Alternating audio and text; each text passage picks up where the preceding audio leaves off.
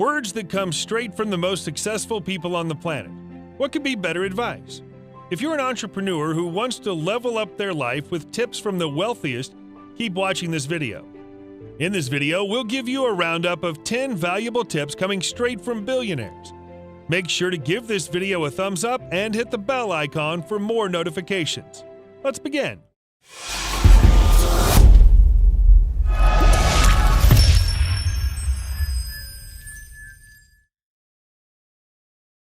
Number 10. Let them talk. Elon Musk. Elon Musk is notorious for disrupting entire industries and turning a deaf ear to all the naysayers. When starting out with his first company, Zip2, he aimed to target newspapers and press to help them better understand how the internet would affect them. He wrestled through stiff resistance when he tried to move the company forward. His nationwide approach was shut down. Later, when he tried to merge with another company, CitySearch, the merger had to be canceled because the investors felt that it would harm the company.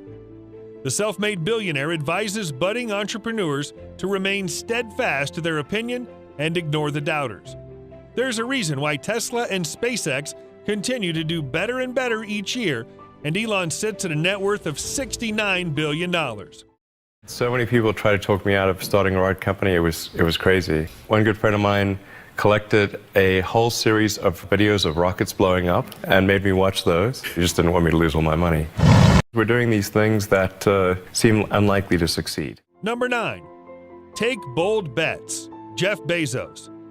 The richest man in the world, Jeff Bezos, has a net worth of $178 billion. Bezos is pretty well known for taking bold bets. Who would have ever thought that delivering books through the mail would turn into a trillion-dollar company that it became today? Bezos extends this philosophy with his other company, SpaceX, and the race to Mars. You only need that one idea to become successful. Even today, Bezos constantly makes large strides towards growth in e-commerce. Adding drone delivery is a testament that even 24 years after its inception, Amazon is still being bold. As the leader of Amazon, is to encourage people to be bold. And people love to focus on things that aren't yet working. And that's good, it's human nature. Number 8. Move fast. Mark Zuckerberg. Mark Zuckerberg, founder of the largest social media network on earth, has a simple philosophy when it comes to working. Move fast. The entrepreneur, with a net worth of $86 billion, urges his employees to work fast and stay on top of changing trends, instead of resting on Facebook's already achieved milestones. Think of the reacting system that Facebook introduced. Instead of sticking to how things were, they rolled out a series of like-type reactions. Faced with some hate at first, they were soon accepted and are now adored. Who knows what Facebook might bring in next? In hindsight, every significant update to Facebook or affiliated apps have been groundbreaking and high risk. That's what Zuckerberg's all about. These things are valuable when they're controversial, right? And it doesn't mean that we always need to do it. And it's not like any company wakes up in the morning and they're like, we want to move super slowly, right? So what I want this to mean for us is that we want to build our culture and our infrastructure so that we just try to move, 1 or 2 clicks faster than other companies. And Number 7. Have a radically open mindset. Ray Dalio is the owner and founder of the world's biggest hedge fund, Bridgewater Associates. He has a net worth of $18 billion. Dalio is a strong advocate of a fluid mindset that forces you to question everything you know and believe. According to him, truly inspirational ideas often go against the consensus, but going against the consensus is a really risky move, which is why a person who can be their own biggest critic and not get attached to their beliefs is more likely to be successful. This theory transcends into questioning what you see as well. Sometimes we see a problem and jump to the solution. However, we should really question what we see and identify the root cause. To do so, we need a thought process free of all external barriers. First, everybody has to put their honest thoughts on the table so everybody understands. Second, you have to know the art of thoughtful disagreement, how to go back and forth and listen to each other and improve. And third, you have to have ways of getting past those disagreements. Number 6. Invest in yourself. Warren Buffett. Warren Buffett is currently worth over $80 billion and is the owner of several household name companies like Duracell and Fruit of the Loom. His advice to young college graduates is to invest in themselves. Whether it's taking up a course or putting yourself out there, in an interview, he said that investing in yourself, like improving your communication skills, will instantly increase your value by 50%. This advice is pretty apparent in Buffett's personal life as well, as Buffett loves to invest in himself by his reading as much as possible. He's known to spend 5 to 6 hours a day reading books and corporate reports. By far the best investment you can make is in yourself. I mean, for example, communication skills. I tell the students that come that they're going to graduate schools and business, and they're learning all these complicated formulas and all that. If they just learn to communicate better, and both in writing and in person, they increase their value at least 50%. Number 5, outwork everybody else. Mark Cuban. Mark Cuban, who you probably know as the billionaire investor on Shark Tank, has a net worth of $4 billion. Cuban is of the firm opinion that not giving your idea everything is what causes businesses to go down. According to him, you need to know the most about your field, your skills, and work the hardest if you want to succeed. There's always someone more experienced than you, and you need every edge you can get. Cuban has been a strong advocate of an unwavering work ethic. Before his big break, he was relentless in learning new things.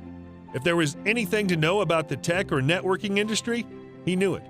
He would attend conferences, read manuals, do everything possible to succeed. What would you say is the number one reason why people fail? Lack of brains, lack of effort. Lack of brains, lack of effort. Yeah, they don't do the work. They don't learn, when you walk in the room, when you start a business and you start to talk about somebody, you're never in a vacuum with no competition, unless you're just extremely lucky. And if there's going to be competition. Number 4, become dream-oriented. Oprah Winfrey. Perhaps the most famous person on our list, Oprah Winfrey, has a net worth of $2.6 billion. She started life in a poor household in Mississippi and made it as far as she did with this philosophy. Her advice to young college students is to follow their dreams. Your dream must be your top priority. Work towards your vision with all your energy. Oprah herself had a very challenging life, but her dream in life was public speaking, as a child and as an adult. She was exceptionally good at addressing audiences, and making that her career is what gave her the success that she has today. Life has dreamed a dream for you. And your goal, your number one job is to figure out what that dream is. And align yourself with the dream. Because the dream cannot come to you unless you're willing to meet it. Number 3, ask for advice. Bill Gates.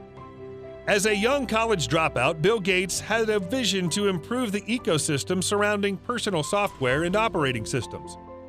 His startup, Microsoft, has earned him almost $115 billion over the years. Despite being one of the most famous and richest men on earth, Bill Gates adopts a policy of always learning and asking. Over the course of his life, he's seen massive success as his startup reached new heights.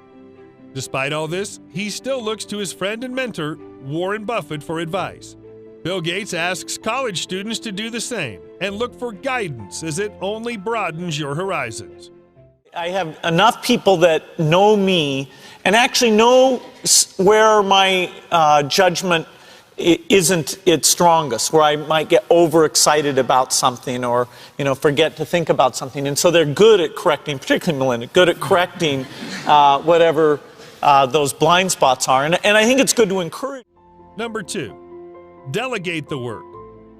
Michael Bloomberg, owner of Bloomberg LP and U.S. presidential candidate, believes strongly in delegating work and bureaucracy, which makes sense since he was mayor of New York City for more than a decade. Bloomberg built his business from scratch with an idea to provide a terminal that would allow investors to access financial tools and analyze the market. This idea has made him worth almost $60 billion today. His advice is to segment your work and not centralize everything, which will only slow down the process and make things tough on you. Instead, you should give people their independence to work.